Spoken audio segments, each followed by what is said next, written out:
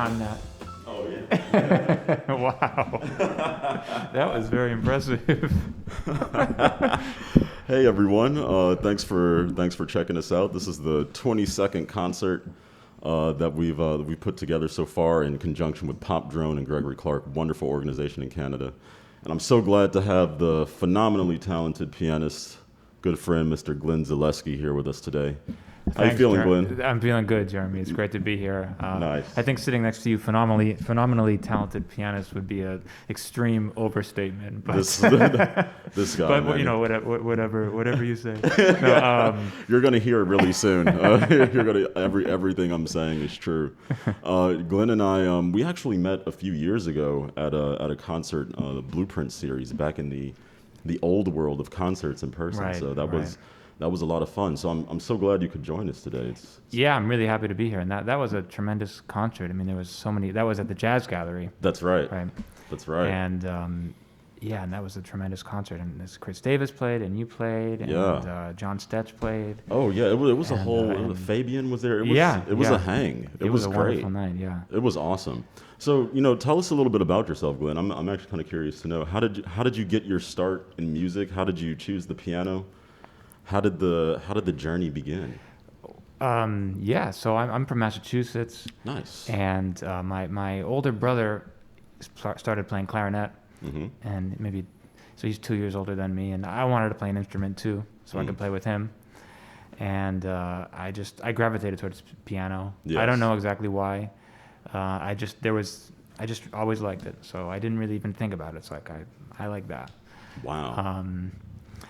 So and how old were you when you I was seven when I started playing piano. Oh wow. Yeah, and I started playing jazz pretty early on, probably mostly because my brother, he started playing jazz, and I wanted to play with him. Yes. So the first gig that I worked really hard to get was to play with my brother. Wow. And how far apart were you guys? We were 2 years apart. Oh, nice. But when he first started a band, there were some people who were a little more experienced, so they got the call first. So I had to learn some more tunes and get a little more stuff together. Yes. And then eventually I learned enough tunes and could play enough that we could play duo gigs. That's amazing. And, is he still playing? Yeah, he's an amazing saxophonist, and Awesome. he's a musician in Boston, Mark Zaleski. Oh, okay, and we sure. still play. He's got a record coming out later this year. Yeah, And, I've definitely heard of him. I didn't realize you guys were related. Yeah, he's my brother. Wow, awesome. So I used to play a ton of duo gigs with him. Yes. All through middle school and high school. I thought it was normal at the time, but now I realize that it's not normal at all. But we would play a gig or two, sometimes more, a week. Wow. And real, like, the thing is they were rarely like real performance gigs, but they were very, I would say, like pro gigs. It was like 3-4 hours. You got to know a bunch of tunes. Yes. You got to be able to take requests from people in the audience that know standards. Yeah. Nobody's really listening, but like a few people are. Yeah. And maybe a singer is there and wants to play a tune, and they call, I've got you under my skin, and you have to be able to transfer. The singer doesn't want to do it in that key. Yeah. It's kind of like real pro. Those are real life stuff, situations. That's tough stuff. It was really tough, but I was as well as my brother, I was also around a bunch of older musicians, in the 40s and 50s, and they knew all these tunes, and they breathed and lived the repertoire. Yeah. And I just thought it was normal. It's like, okay, I'm a pianist. I grew up doing that. Yeah. And of course now, well, COVID aside, even before COVID, that sort of experience is, at least in New York, it's a little hard to find now. Very. Yeah, that's really invaluable that you got that training so young. It was really special. And then, my brother graduated, and then a lot of the duo gigs that we had became solo gigs. Mm-hmm. So then it would be like, at least once a week, I would have like a 4-hour solo gig at a restaurant. Yeah. That sort of thing. And, taking requests from audience members. And it was actually, I think about it now, and it's, a pretty difficult situation to be able to handle. But I just that's how I started playing jazz. I feel like it's very natural. It was just the situation I was in. Yes. And I loved it. I was just obsessed with it. I was obsessed with learning tunes and trying out different stuff. And I just kind of lived and breathed it. And I guess I still do. It really shows. No, that's amazing. And it's, I've always felt that duo piano playing is like some of the hardest piano playing to play. Like So it's really kind of nice that you sort of got your first experiences like in that arena, because I feel like if you can do that, you can kind of do anything, because it's like this perfect bridge between ensemble playing and solo playing. Because a lot of the time you are playing solo, but then you're also dealing with ensemble stuff. So I mean, did you feel that way playing duo? Like this is special, or like I feel kind of out there? I totally felt that way, especially very early on when I was trying to get the gig with my brother. I mean, I knew like if he was going to call me for a gig, I had to be able to hang, So it's like he's going to play a solo, and then what's going to happen? It's like, well, I got to play by myself. And I guess it's funny. That's still the same question that we're dealing with now. It never goes away. But, it's like, oh wow, he stopped. Yeah. Man. So my my general thing was like, okay, Also, I had a teacher who always. He was big on memorizing. He said, if you want to be a jazz pianist, you have to know tunes. If you don't know tunes, you're not a jazz pianist. You got to know tunes. And he was like, he's like he knows thousands and thousands. I mean, he knows a ton of tunes. Wow. So I would always just memorize these tunes, and it would be like, okay, well, I got to like walk a bass line and take a solo over it, and like that's how I play duo. Yeah. That was like my first earliest sort of technical goals. Yes. And it was special. Yeah, it was very, very special. And that's actually the foundation of my musicianship, I would say. That's amazing. Yeah. Now, let me ask you this, because I know that you're really into music theory, and you're also a composer. And I see that you're doing a lot of sort of theory teaching, tutorials, things online. Just to help people, things like transcriptions and things. I've checked a lot of it out. It's all really wonderful stuff. And I'm always really amazed when pianists or instrumentalists, I should say, have the equal ability to be educators and teachers. Because usually you find people that are really great at performing, really great at teaching, and not really so much both. Me personally, I really like teaching more. It's more fun to me. I'm wondering, is that something that was true for you? Like, did you always have a passion for education, or is that something that came up later, or where did that come from? I think it came up a little later. Okay. I think what I really love, and I think is a sacred institution, is the piano lesson. Like through I think through the ages, like a piano lesson. Yes. Is a very special experience, like just two people and a piano and a student and an apprentice, and very personal, all questions being fielded, open conversations about like a very specific problem and tackling it. Yeah. And I think that exchange between two people is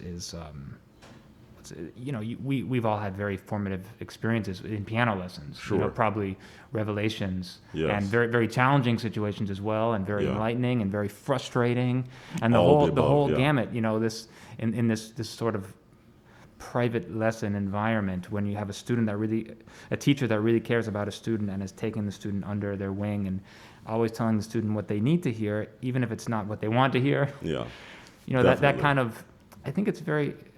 I'm really into that. I think private piano lessons are kind of a sacred tradition, actually. It is. And I like to think that, I've grown up in piano lessons, and I take the environment seriously, and I like to help people. Yes. I feel like I'm now at a point where I've covered enough ground that I can genuinely help somebody. Yes. And I do like that element of education. And I think the YouTube videos are like sort of a natural extension of that. I mean, you answer enough of the same question the same way in a bunch of lessons, and you realize, oh, maybe this is a trend that a lot of people are missing. So for sure, rather than just talk about it all the time in a lesson, maybe I can just make a video about it that explains it more clearly. Yeah, that makes sense. So the video thing was more an extension of that. Yeah.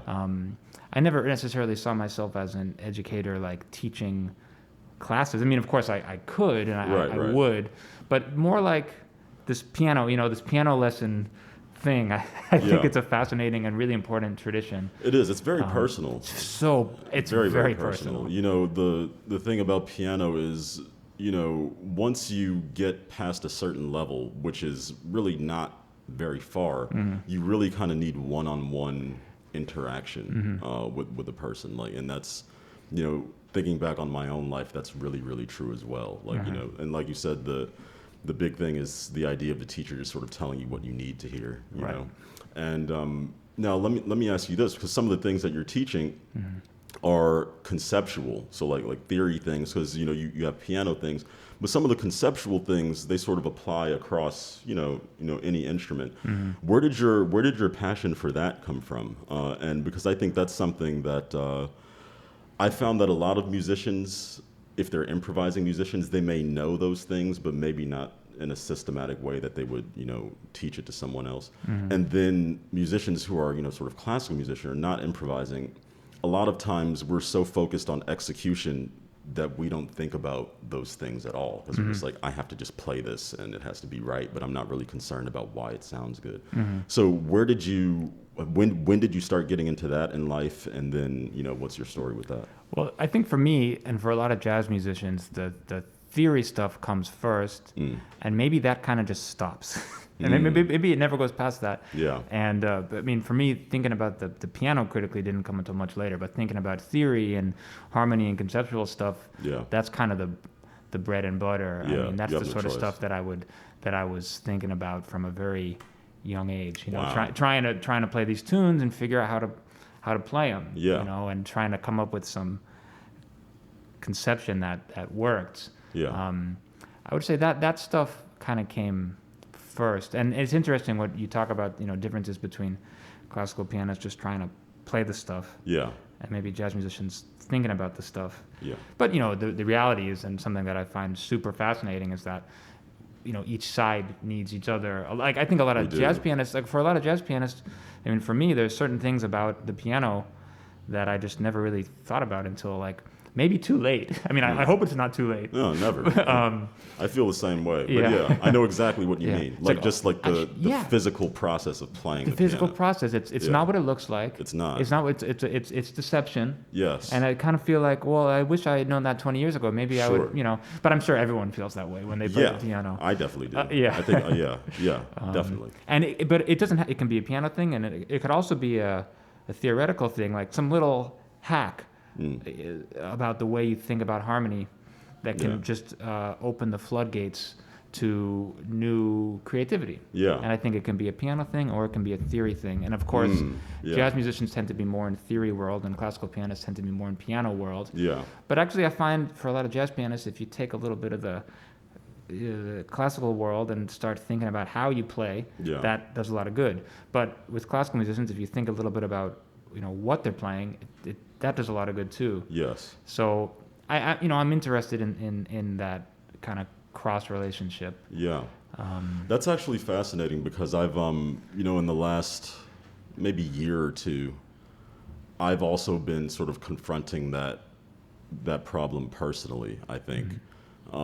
Especially when I explore the music of like Bach for someone, for instance, because I feel like for so long I had been looking through music from a conceptual lens, and like as I get older I realize that for Bach that's definitely there, of course, but there's this other lens that's physical, because like I'm thinking about it, it's like, okay, this guy's playing organ, he's playing violin, he's singing, so like something physical is happening here that's being married to a concept to create like this final result, and the piano is such a perfect instrument for that because it's like you've just got buttons that you have to press. Right. So it's like, I think for many years I was thinking about things more like conceptually or theoretically. And lately I've just been more like, no, physically, like what is this shape? Like what does that feel like? What does it look like? Like how do you touch it? Like, is that sort of what you're talking about? Those, when you say peak? Okay. Very much so. Like just, physical things about the piano and things about like how you play a bunch of buttons in the piano, but what really gets heard?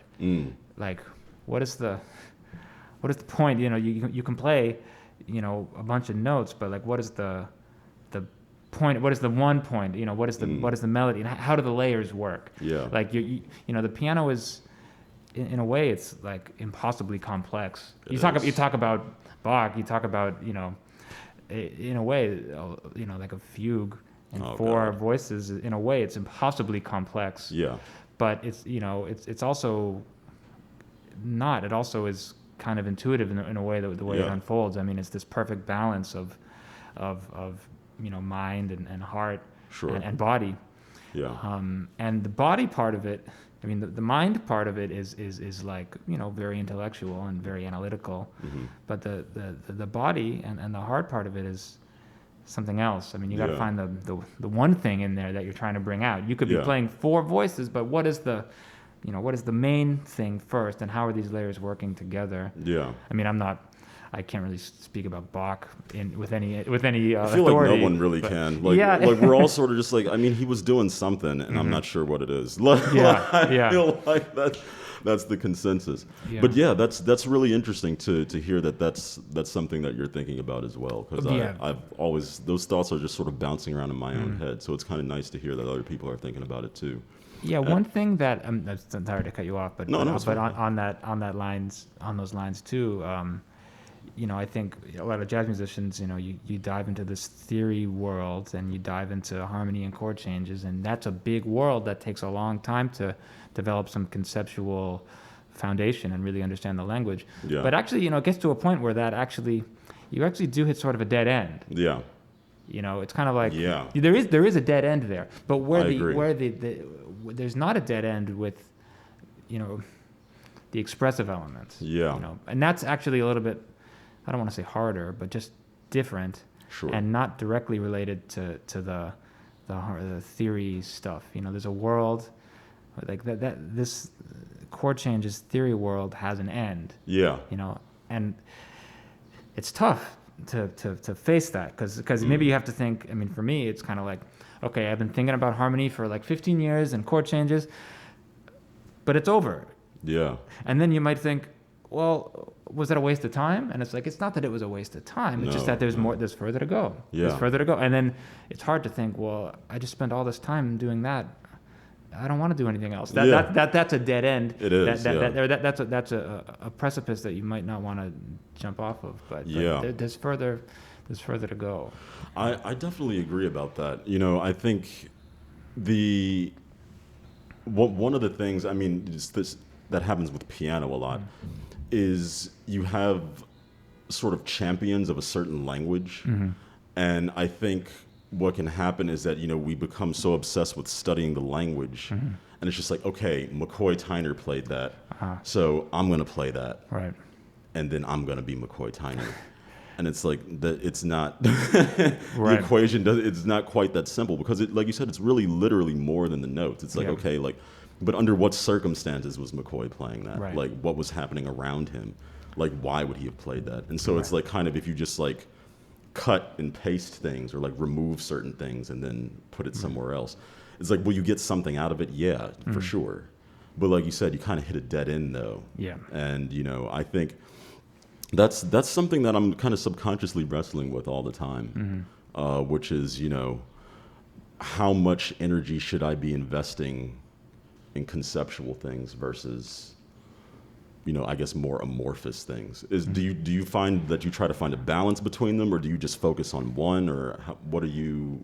Well, does it change? How do you? Yeah, it does change. I think really the measure of our musicianship is probably, at the end of the day, it actually is creative output. Yeah. Like so what I find that I'm guilty of, and it's bad, and I shouldn't ever do it. Oh no. But sitting around and playing the piano and just exploring the piano is important time. Sure. But we have to be sure that we're for me, I want to be sure that I'm producing something. Like I want to have written something. Yeah. I want to have arranged something. I want to have recorded something. Yeah. But the thing is, if we can hit these conceptual roadblocks where it's like, well, I don't want to create anything until my concept is finished. Yeah. But then you're never going to create anything because it's the conceptual thing is never going to be over. Yeah. Or for me, it's like, oh, I want to write music, but I want to be a better pianist first, so I'm going to, practice slowly with the metronome for 2 hours. But the thing is, well, actually, I don't do that. I've never. I shouldn't say that. But like, I don't want to compose because I want to be a better pianist first. So until I can play this Chopin etude, I'm not going to write anything for the piano because I'm not a good enough pianist. But that's a dead end because if you always wait until you achieve certain technical achievements, then you're never going to write anything. Yeah. So at some point, we have to actually create something. Yeah. But it's hard to do that because in order to create something, you got to put everything else on hold. Sure. But the creative thing is the most important thing. The reason McCoy Tyner is because that's creative material that he gave to us. Yeah. He could have kept stopping and be like, I'm not good enough yet, so I'm not gonna do this. But he gave it to us, and really the tradition of McCoy Tyner is the tradition of any good musician is to continue to be creative. Yeah. That's what Bach would want, and that's what McCoy Tyner would want. Yeah, absolutely. Although they'd be flattered by, McCoy Tyner would certainly be flattered if you played his solo on, Pursuance or something. But sure. But he'd rather hear what you're gonna play. Yeah. Yeah, that's a really great way to look at it. I remember when I was young, I had a teacher in Chicago, a great piano player named Ron Perillo. Oh, I don't know him personally, but I know of him. Yeah, yeah, sure. He's a legend. Yeah. Oh yeah. I'd love to hear about. Oh, he's a bad dude. Yeah. And it's funny because something that as you were talking, something that he used to tell me when I was a kid just kind of started to make sense now in a way. I was actually thinking a little bit about it last night too. But I just remember when he told me it, I was like, this makes no sense. He told me, he was like, man, like all the greats, the McCoys, the Herbies, the Oscars. He's like, you have to hear the struggle to make something while they're playing. And at the time, I was like 16. I was like, what are you talking about? Like, I'm under the impression that the whole point of this is to not struggle. Like, isn't mastery about not struggling? Shouldn't I be? Right. You know what I mean? It's like, I'm already struggling right now. Like, I'm very acquainted with struggling. Like, let's do something. And, I just remember he told me that. But now, it makes so much sense, now that I'm older. Where he's just like, but a true master is like, what are you making happen? Like, what are you willing into existence? Right. I like that a lot. Moment, Yeah. It's, and like now thinking about it, it's like, man, so it's like, so it's not just like, C# minor 7 going to the, it's like, no, man. Like, he's like, I mean, yes. Right. Like you have to learn that, like you said, but, it's that path ends. Right. And I think what he was trying to tell me is like, becoming truly great is like you said, realizing, hey, I'm at a dead end, and I have to now create in a world that's like past that, Right. And that's what I'm trying to do now. It sounds like that's what you're doing too, so that's awesome. Yeah, I think that's what we all have to do, and I think in a way, people are facing this later now than they used to, and that could be because of school. Yeah. Sure. Okay. Yeah. Of course, you look at someone, like, Freddie Hubbard in his early 20s making groundbreaking records. I mean, of course, like maybe I don't have enough data to really talk about this point, but I do feel like there's a lot of people, us like us who've come out of school. Yeah. I mean, obviously our school situation is a bit different, but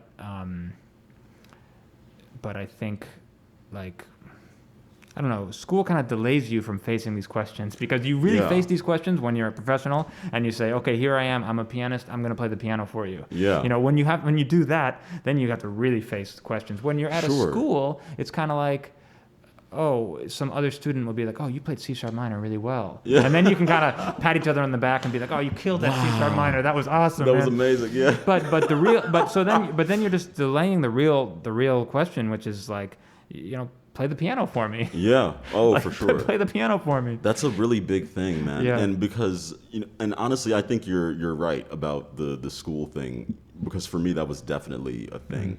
And it's not, saying that school is, a negative thing or that it's holding you back. No, it's just getting you through a part of the process really quickly in a structured way where it's like, here's theory, here's ear training, here's skills training. And like learn this, and that's totally necessary, and you should do that. So right. But a big part of that is because you're taking in so much information at once in such a structured way, then you begin to believe that that's what gives music meaning, right. And so, and it gets kind of. I think I was talking about this with it might have been Mike King when he was on here. I think it was him. But it was kind of like, but that ends up getting reinforced because you're in school by people who are also in that part of the process, who know that language. So, it's like you guys, you get together, you're like, man, that was amazing how you went from this. And it's like, dude, like no one knows what you're talking about outside of this room. Right. So it's, it's like when you're playing for the other 99.9% of people, like what you do then matters. You know? And that's a much more difficult question. I mean, also because it doesn't have a specific answer. I mean, it's like, if you're in school, you can execute something well and get applauded for it and get a good grade. But when you're playing for some little audience somewhere, I mean, there's no way, there's just no right or wrong answer. It's just you doing what you want to do. Either you're doing what you want to do or you're not doing what you want to do. Sure. And if there's something preventing you from doing what you want to do, then you got to figure that out yourself. Yeah. It's really, in a way, it's lonely, but also it's not, because it's what everyone is facing all the time. Yeah. So, no, I think you're right, and I think that, it can seem lonely, but I think once you make progress in that area, it's really kind of communal, because people start to, I guess in a way it's like someone can listen to a great organ fugue or something by Bach and have no idea what a fugue is, like what the fugal process is. They're just like, I don't know what any of that is, but I like this. That was me when I was a little kid. Like I heard a Bach fugue on the organ and I was like, I don't know who Bach is.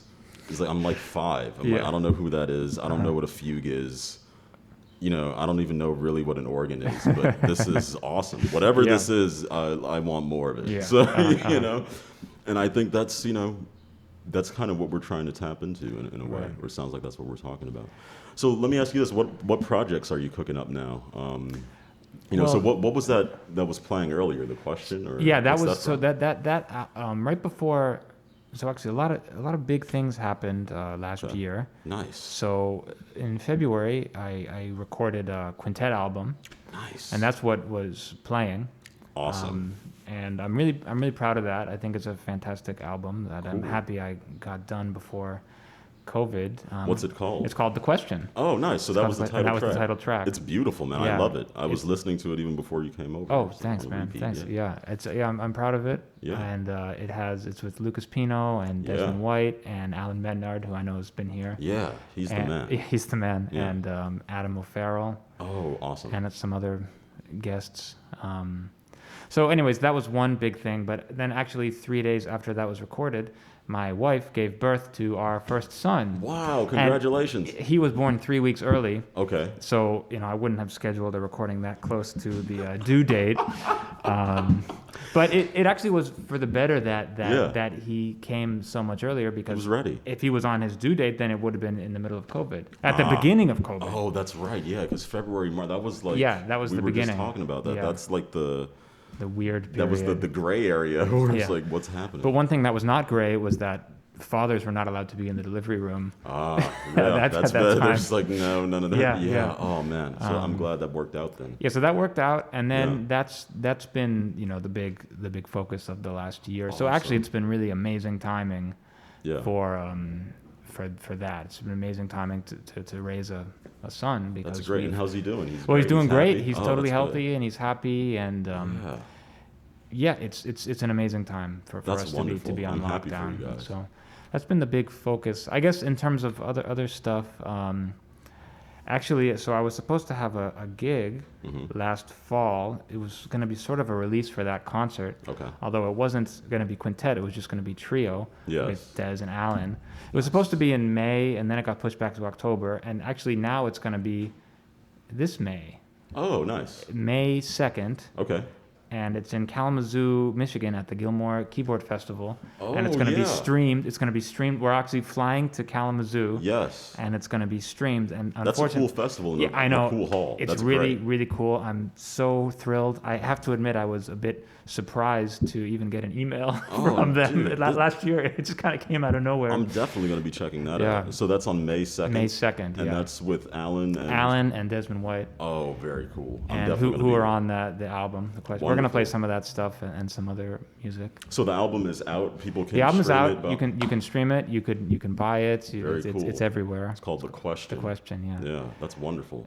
And so, what kind of music are you going to play for us now? What do you? Well, I've got a few things in mind. Just some classic tunes that I like, and Awesome. I haven't really been writing much, but I have been writing a few things. So Yeah. I'll try them out. That sounds wonderful. This is the And, perfect place for it. Yeah. This is kind of the best part because now I get to chill out. That's why I like doing this. I just like talk to people. I'm just like, hey, what do you think about music? And they're just, they say some really interesting things. I'm like, that's great. And then I just go chill out and listen to great music. Like this is way better than.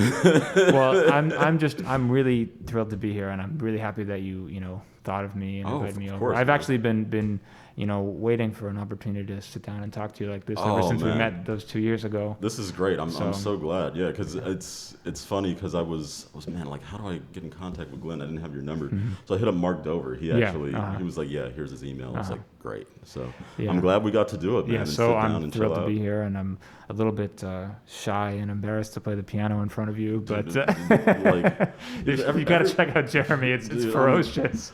I'm done, man. Like, it's funny because it's like some of the things like I used to like play a lot, like kind of before COVID, and now it's just like I have this piano here and I play it from time to time. Like if I have to, I'll play it, and it's like I'm just like, man. I feel like I'm retired. Like I'm like a composer now. Like I'm a composer and like a theorist. Like I'll tell people about the piano in theory. Those are gonna be my new recitals now. I'm not gonna play anything. I'm just gonna tell people what it would be like if I were playing. Right. I feel like I might get more tickets that way, But that's cool. I mean, writing is probably the best. Writing is the best thing. It's nice. Writing is, I like it more. is the best thing. I And like it. I think it's the hardest thing. I mean, talk about like willing something into existence, like what you said before. Yeah. That's the epitome. That's what it is. That's Yeah. what it is, because it's not really just like a skill. Like, okay, here's this thing I can do. Here's my skill. I'm building something. Yeah. It actually it's a lot more willpower than that. And It is. It's human nature to suppress that. To be like, oh, I'm not gonna write anything. I'm just gonna play the piano. At least for me, I'm just gonna noodle at the piano for an hour or two. But to actually stop and write something, it's the most kind of scary, but the most valuable. I mean, not to put it in those terms, but in the future, like something that you write now has more value later. Yeah. That's really true. I never thought about it like that. It becomes more valuable later, but you have to do it. That's the thing. I mean, Yeah. the people who really are the composers are the people that did it. I mean, there was a great video of Chick. Yeah. He was at some like master class or some school, and it was a bunch of composers. And they said, Chick, what advice do you have to give to these young composers? Maybe you saw this video. No, I didn't. No. And so what advice do you have to give to these young composers? And Chick just goes, compose. Nice. And it's like, true. that's it. Wow. That is right on the money. That's true. Yeah. And man, it's so sad that he passed recently. Yes. It was one of those things. I'm gonna actually kind of confess. I listened to Chick Corea like a lot, but like not that much. Like I feel like I heard everything, but I didn't like listen to it very much, like casually. And then like I didn't kind of realize until after his passing, like how much of his sound was in my approach to things. Like, but I never really focused on doing, like, it just kind of like slipped in there. And then it was just like, then I was like kind of playing to myself. I was like, man, like this guy really had a tremendously profound impact on me as a player. Yeah. And I didn't even really realize it. Right. Like that was, I think that was just the most bizarre thing about it, is I just didn't realize it until, after he was gone. Like, man, this guy really helped me out a lot, and I've never even met him. It's wild. I can say that he had a profound impact on my musicianship as well, but it's not a surprise. I mean, I really dove into Chick and spent a lot of time with his playing, and the whole approach really made a very powerful impact on me. He was a tremendous player. Yeah. Really, really sad that he's gone. But time marches on, and it's like you said, he would want us to keep creating, if anything. So that's what we've got to do. So I'm going to turn the floor over to you, and play as much as you want. We're all here to listen. It's going to be a wonderful thing, I'm sure. I already heard them warming up. It's beautiful, so it's going to be great. Right. So I'm going to get this stuff out of your way and get you set up with a shot, and we can rock out. Okay, cool, awesome. Thanks, Jeremy. My pleasure.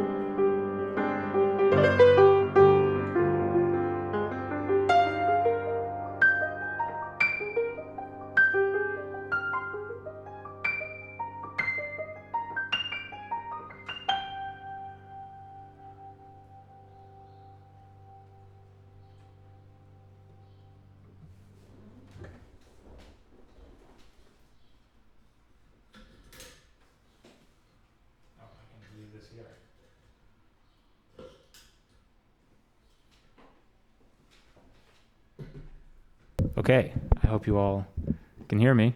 Thanks for tuning in, and again, big thanks to Jeremy for having me over. This is really a blast. That was a tune that I've loved for a long time called Anna Maria by Wayne Shorter. I recorded that with my brother on a duo record about 10 years ago. Along the lines of what Jeremy and I were just talking about, I wanted to play a newer tune that I wrote after the passing of the great Chick Corea earlier this year. I was playing a lot of his music, and I played a few concerts where I played a lot of his music, but I thought really to honor Chick, like we were talking about, the best thing that really we could do would be to write our own music. So I wrote a tune for Chick, and it's called Waltz for Chick, and I'll play it for you now.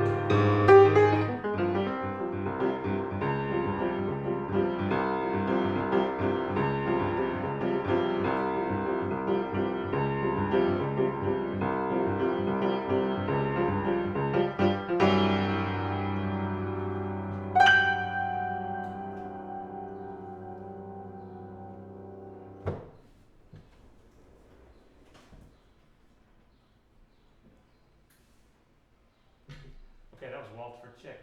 Waltz for Chick. I'm going to play another new thing. Oh, sorry. Thanks, Jeremy. These microphones, I should learn by now.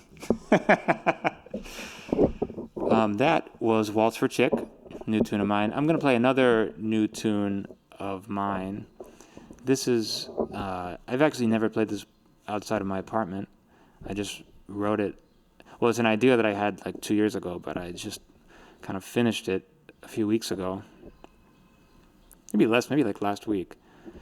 But a few years ago, I was writing piano pieces, like little piano preludes.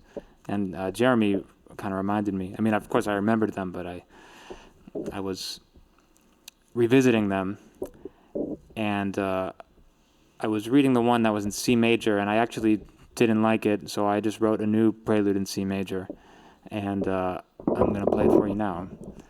And I'm going to see what happens.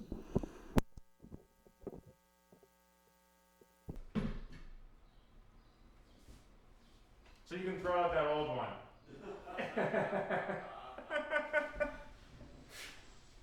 But I don't know if this is a keeper either. I just, I'm sure it is.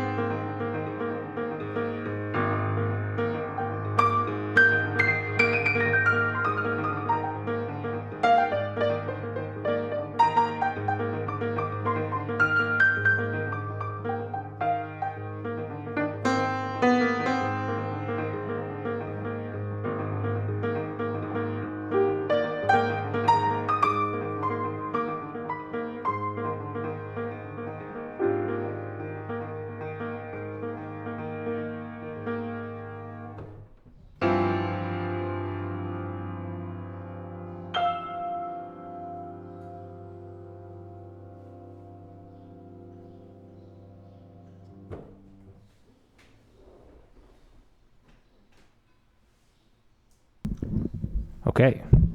Thanks for letting me workshop that for you guys.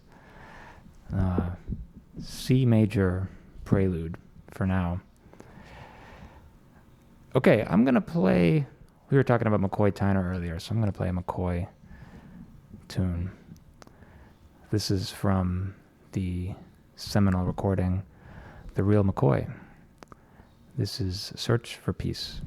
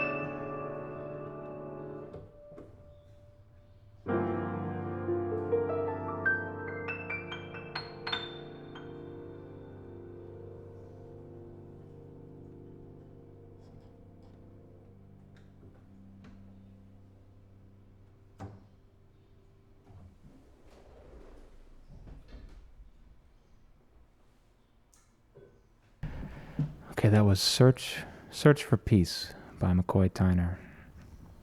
I think I'm going to play one more. But thanks for checking this out. And again, big thanks to the great Jeremy Jordan for inviting me to his spot.